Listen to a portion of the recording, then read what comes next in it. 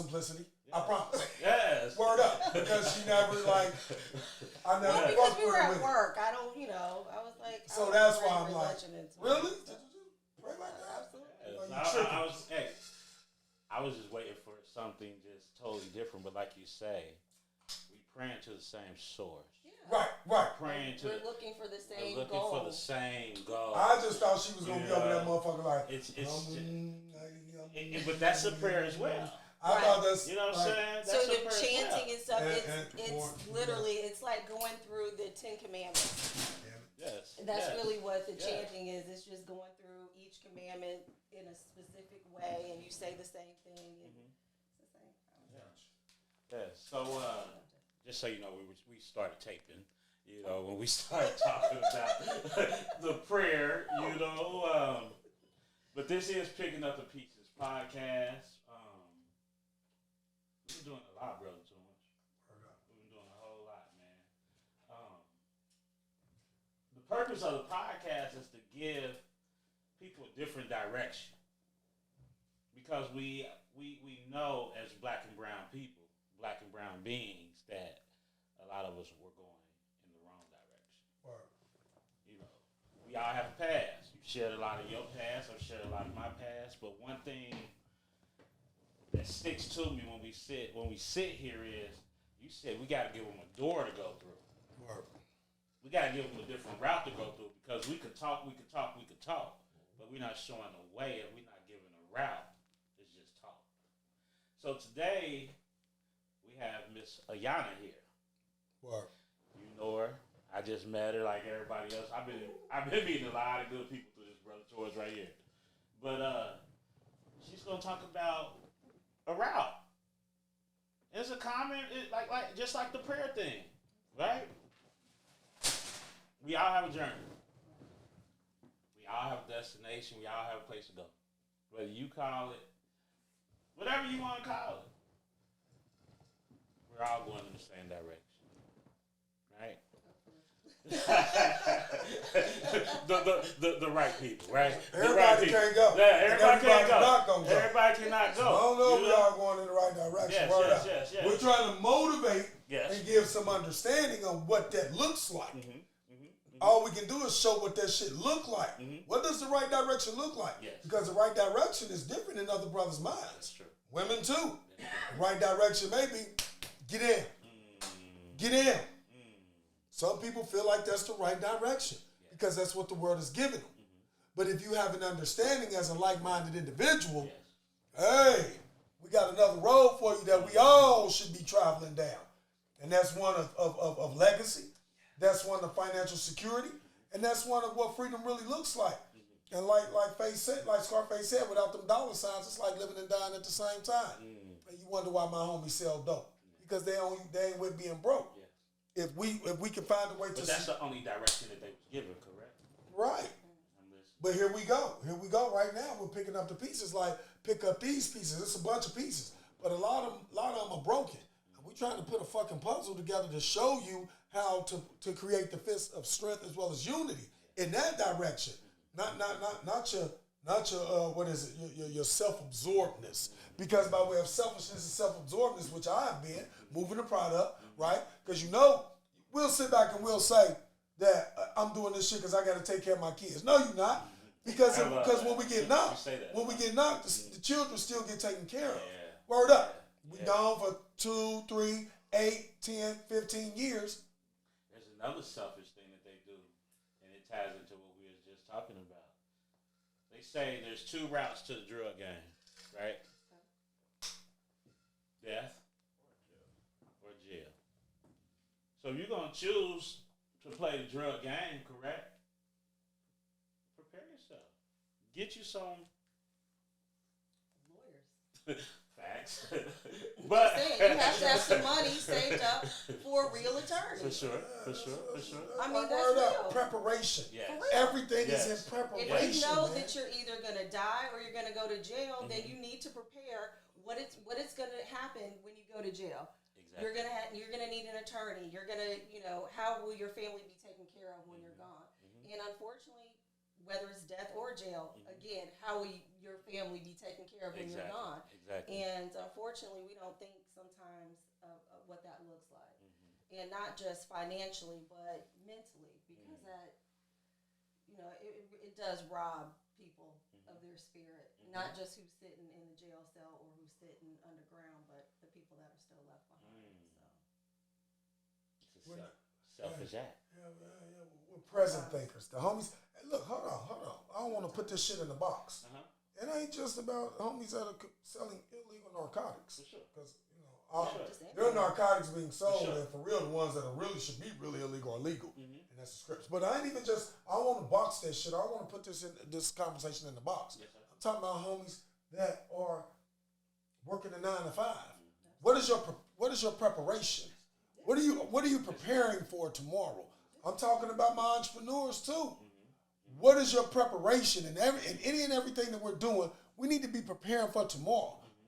My white brothers and sisters, my white Caucasian brothers and sisters, hey man, when the baby, no sooner as she comes in and tells Ted, I'm pregnant, shows the thing, the little thing that says blue or pink or whatever. Yes. Right then and there, Ted and Jane, they go sit down at the laptop and say, let's create an 18-year plan. Yes. Yeah. What does that look like? Yeah. How much are you making, Jane? Yeah. I'm making such and such. And then you begin to detract. And all I'm stating is we have to become a people of preparation. Where does that start? What the fuck does that look like? That looks like financial education. Starting off the drip. Why are they not teaching it in our schools to our babies? You know what I mean? Yeah, they know why. How come when the baby is born, we don't immediately get that, a life insurance policy for them, a grow-up plan? I know that Gerber Life and other places like that used to be very popular when we were younger. And I know my grandparents made sure that we had something. And my parents when we got of age, they were actually able to cash it in and buy a piece of property. So, it's something that can lead to bigger things, not just, paying a little money to the side and hope that your kid doesn't, something bad happen. It's not that. It actually builds financial wealth. It actually builds cash value, and that can be used for their, for their future. So it's called investing in your kingdom, right? Absolutely. It's called an extension of legacies, right? Absolutely, but a lot of times we don't realize that, we operate day to day, and we call ourselves business people, if you will, whatever that looks like. Everyone's a business person because your business is your household. So everyone should be the CEO, the CFO, the COO of what you're doing. So if you know that you're bad with money, and maybe there's someone else in your family, or your significant other, whomever, even your children may be better at money than you, then why would you take that on? What corporation takes on every single job? They hire somebody. They outsource. Why wouldn't you get your kids involved with what's going on in the house? It's amazing to me when I talk to families. They're like, "Oh, I don't talk to my girl about the money." Y'all live together? Yeah. How long y'all been living together? 2, 3, 4 years. Sounds like and a partnership. y'all talk about money? Sounds like a partnership. Not even. That sounds like a roommate situation. No, I'm talking about we're not coming together and speaking to each other about the money. Yes. I know we're in a relationship, but you are sadly mistaken if this is also not, it should be a partnership. Exactly. Word up. And what are we building together? I never even thought of it like that. But the family is the first corporation that everybody has, correct? Absolutely. I never thought of that. Absolutely. The family is the first corporation. And like you say, especially in the black community, we all taught to do it by ourselves. Yes. Right? We all taught to stay divided. But damn, in your own household. Right. But why should you? Why should you be? You got to spend this the most. I never thought of that. Yeah. I mean, think about it. You've got to be one of the best auditors. You got a budget. You've got to meticulously look at the bills.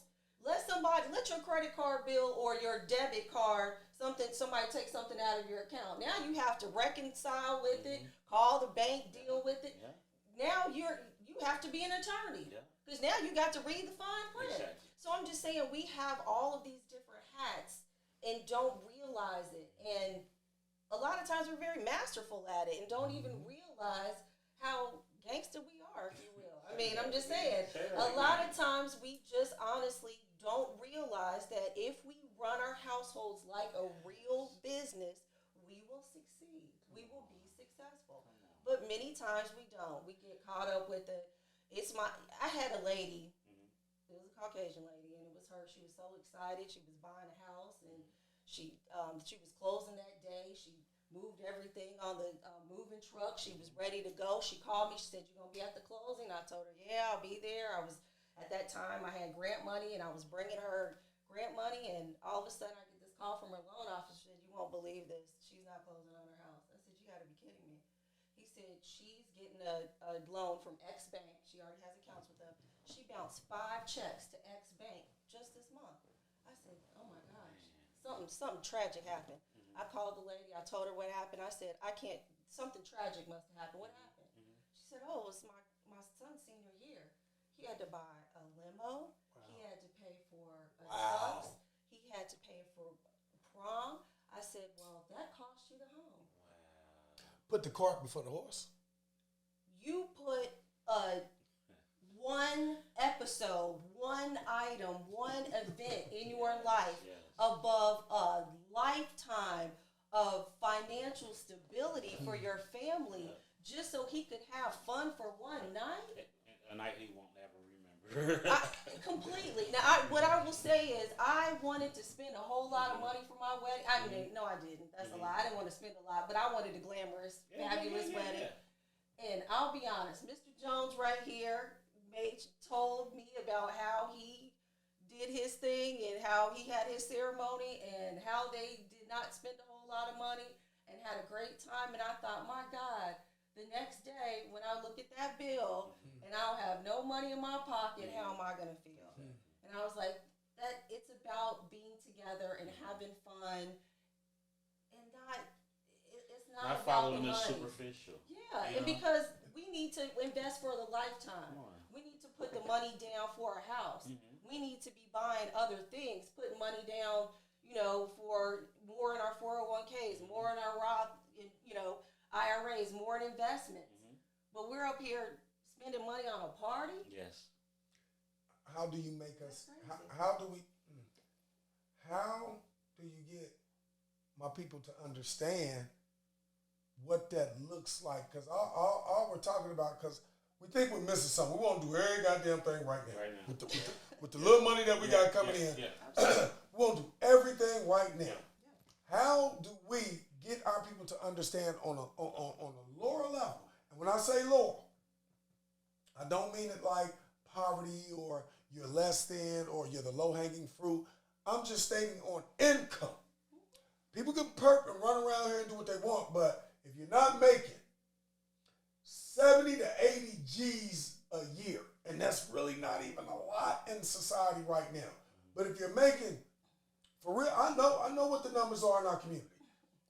Man, somebody was making only about $15,000 a year. Of course, they're getting government assistance, and they're getting certain forms of assistance like Section 8, and you get your food stamps, and you get your monthly stipend, which goes off of your income. You know what I mean? So it is possible to actually live with 2 or 3 children off of an income of only about $15,000.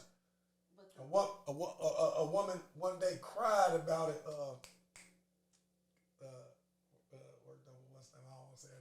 So she cried when she heard how much these families were making. But they were the leaders. They were supposed to be the ones that were assisting the families to find a better income. So she must have went out one day with some of the ones that are boots on the ground, and a family told her, like, I make $16,000 a year, right? She didn't say anything then, but in our meeting, she began to cry when she heard the reality of how much this person was making, and she had 3 children, right? With that being said, on average income within our urban communities, man, folk only make about 37 to 40 bands. And that's not any money, man. Car note, car insurance, gas and electric, water bill, want it to be mortgage if you think outside of the box, right? But rent, you know what I mean? Then I got to put the food on the table for my babies. Can I ask you a question? Sure. Should they be? I'm just asking a question. Should they be carrying Louis bags and buying their kids Jordans when they first? That's what I was making what she was talking about synonymous to that. Yeah. She spoke to the fact in another example, but across the board, we are not directing our money right. We can get to that, but we have to find some discipline within what we spend, and we have to target our needs versus our wants. But what I was asking, how do we show them that you calm down, right?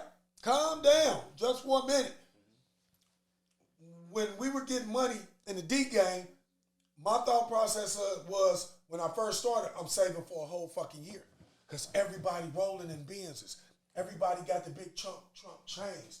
You know, everybody got the troop sweatsuits and Van Graff sweatsuits and what have you, right? And during that time, I could have went and copped, but I'd have had to be right back on the block. So I had to be like, whoa, I see him, that's what I want. I want the Benzo, I want the vet, I want the van. Y'all know what I'm saying, and y'all understand me, man. So I want all that, right? But if I go for it now, it's going to make my journey even longer because I'm going to be perping along the way. Because the whole point of this process is to save, cop, transpo, distro, put it in the shoebox, budget manage, because whatever I buy, my income has to be 6 times over that. So if I go cop a Benz, I better have at least 100,000. If I go cop a van with the deep dish dating zone, I'm talking this shit for real because these are things that I cop back then, right? And they understand. If I go cop the vet, the Audis and what have you, I should definitely already have at least about 175,000 to the side in shoe boxes. Whether or not it's on Cleveland or whether or not it's over in E-Town, you spill me. They already hit. The statute of limitations are up. They already hit. Word up. So I better have that bankroll if I'm rolling in some hot shit. You break that down into our communities. If you're going to have the fly cars and the Louis and the Gucci's and whatever the case may be, if you're going to have that, you gotta make sure that you are not in debt, my sister, my brother. If you're gonna have the nice fly ass hairdos with the butterfly eyelashes and all the shits, you know what I mean? You gotta for real have something to back that up that says that your Equifax, your TransUnion, and your Experian, where you can actually have a real strong, at least a 690 credit score. Rent is caught up and paid for. The children are taken care of as they go to school, walking out the door. So everything has to be taken care of as far as the needs before you can even begin to talk about your wants. But how do we get them to understand that doesn't come in leaps and bounds? Let's teaspoon feed them, because if we give them cuts, they're gonna try and throw up and be like, "No, I ain't got. I got to pay for this. Because our people are also doing what's called predator lending. They're going and they're purchasing a bunch of fly ass shit, and they're paying weekly on a bill, which is keeping them poor. Because for real, one more time, slow down, have some patience, have some discipline, stack up about $600 or $700, and just go cop that versus paying $3,000 for what you could have paid $600 for. How do they get to that, Ayanna? By way of budgeting, managing, financial education center, and just understanding that it's not that deep. Don't be scared of it. Budgeting and discipline comes at a very small level. Can you talk to my people? Because we're talking to people in the urban community. Absolutely. That's what we're talking. We're not talking to people that already understand this information, but we got to be able to talk to them in a language where they'll be like, oh, okay. Oh, it's that easy? First of all, if you don't budget your money and you don't manage your money, you're not going to have very much money very long. We've seen lots and lots and lots of celebrities, more specifically athletes, that make a lot of money for a short time and then they lose that money very quickly. When you put your wants before needs, before investments, and before your future, specifically your financial future, you're going to lose every time. It's not a winning game. Now, secondly, you're not going to be able to budget yourself to wealth. That's not going to happen either. You ain't going to be able to manage your money and budget yourself into wealth like that. So you're going to have to invest. You're going to have to put money to the side. You're going to have to talk to financial coaches and financial advisors. If you have a bank account, it does not cost anything to sit down with a banker and talk about your financial future for free. Exactly. It doesn't cost anything. If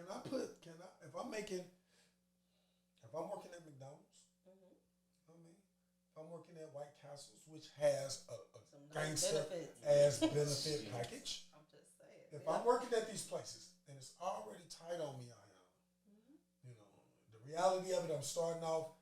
I got a little weed habit. I got a fucking little weed habit. Shit, I gotta get a quarter. These kids getting on my nerves. I gotta get some, what is it called? Moon rock. I gotta get some moon rock. You gotta get high, something high. You know, to come down. My dude, you know, he get money, but he stay with me. We got Section 8. What is it okay? What does this look like? Can I start this small with my check that I'm bringing in every 2 weeks is $600-700? Absolutely. You know what I mean? Is it okay for me to open up a banking account, a savings account at my local institution like a U.S. bank? Should I open it up at U.S. Bank? Should I open it up with Navy Federal? Or should I open it up at Wright Pat?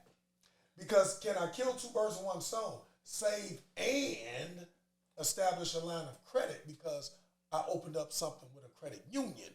And is it okay for me to give $10 out of every check automatically? Is there some type of way I can just have $10 taken out of my check and put it to a savings where I don't even see it being missing? Yeah. And then one day in the future, like 6 months on down the road, all of a sudden it's about $700. That's one thing I wanted to say, brother, is how do you get people to see towards the future? You know? Small though. That's what I'm saying. Yeah, like I can start small. It's a mindset. So honestly, it's about goal setting, and that's something that we don't really do a lot of times as a people. We say, well, you know, I don't know if tomorrow's promised. That's it. I don't know if we're gonna make it. But if you don't plan, you're not gonna make it. So you know, what is your long-term plan? What is your medium-term plan? And what is your short-term plan? There's a whole lot of things that between now and the end of the year that you may want to do or want to have. And what's the reality? And working back from that, what's the reality of you actually achieving those things? I mean, that's really it. If you are only, once all the bills are done, you're only able to save $25 per check. There's no way in December you're going to be able to come up with $500-600. It's not feasible. It's just not going to happen unless you increase your income. Now, how do we do that? We got to either retool ourselves, get another job, get a better job, get another hustle. There's other things you're going to have to do. And quite frankly, it's surprising to most people that are immigrants that come to this country that Americans only have one job. Like, most people are floored that we got one job. They're like, how do y'all make it with just one job? Like, everybody usually hustles with 5, 6, 7 jobs. And now with the gig economy, I think more people are understanding these hustles can be strung together to really create a real career, to really create real money, to have real wealth coming in. There is for people in Cincinnati, there is UC has, 1812 building or whatever. I'm sorry, it's 18 something. I know I'm probably saying it wrong, but they have an innovation center basically that's open to the community. So if you have an idea, I'm going to make up something real quick. You have an idea of making sparkly covers for microphones, but you don't know how to do it, but you have this great idea on how to, revolutionize things. You can actually call them up. They have programs on a regular basis. You kind of submit your stuff. You can see if they pick you up or not. If they do, they take you from A to Z. So they show you how to create it. They hook you up with how to design it, how to pitch it, how to make a prototype, all of those things. And that's something that they provide for their students and also the community. So if you have this great idea, some invention that you want to create, it's been in your head, but you don't know how to put it pen to paper or, make it come alive. There's places out there to help you. Shut the and front so door. I kid you not. Is that the Innovation Center? Is that the new building that's up there that the ADC we were supposed to be putting individuals up there to build the building? Yeah. Employ them up there? Absolutely. So yeah, I mean it's amazing. You can take a tour. They're dying for people to come in. There's all kinds of programs all around the city. Are they felony friendly? Is it a felony friendly situation? I do believe so. I don't think they care whether you have a felony or not, because it's about taking a business or taking an idea to a different level. So I don't think that's even a problem or issue. But sometimes thinking outside the box. How can we create? And let me also say this: a lot of times, especially in our country, because my mother's she's an immigrant from another country, so it's easier for me to be able to see the duality because I've been to her homeland. I've been able to see it. I can understand it. But, when you come here, once you hit 18, everybody's flicking your butt out the house. Grown man, grown woman, let's do it. I used to believe in that. I'm no longer. And it's getting younger. Absolutely. It's getting younger. It's not just 18-year-olds. I used to believe in that, but I no longer do. Yeah. It's not right. And the thing is that giving kids the time to save up money, to not have to pay rent, to stack that cheese so that when they move out, they're not moving to an apartment, but they're moving to put the down payment on their first house. That's huge. That's how you do it. With the preparation, though. Absolutely. With the preparation. Absolutely. Because if we're not preparing them for it, they're going to squander it. They're going to just be at home chilling. We have to prep them. Right. I'm sorry, go but ahead. Same thing. It's about the goal setting. You're saving money for what? I mean, if you don't know why you're saving, it's hard to save. Right. It's hard as hell to you save. You don't know why. You don't have no direction for the money to go. You just know you're supposed to. Yeah. What the hell does that mean?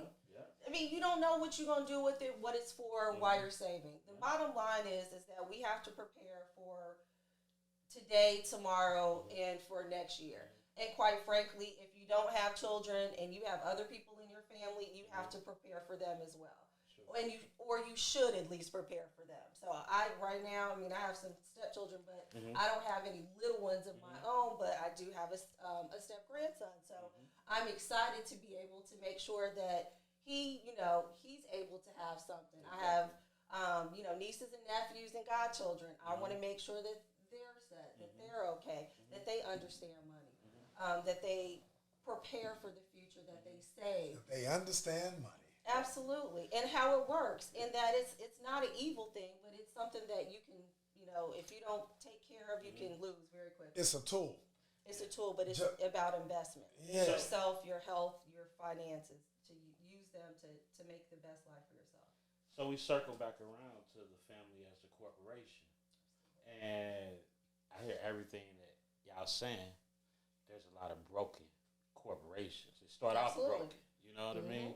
They start off with no direction. They start off with no guidance, But it still can work, right? Yeah. Because one thing that I'm realizing on this journey that I'm on now, you might have to connect with a different corporation. Absolutely. Because this corporation that I'm a part of right now, they're going in the wrong direction. I don't want to go no more. Yeah. And maybe I could go out and find me a different corporation to connect with. A lot of times, when you talk about the dope game or whatever, they said like the streets become their family, right?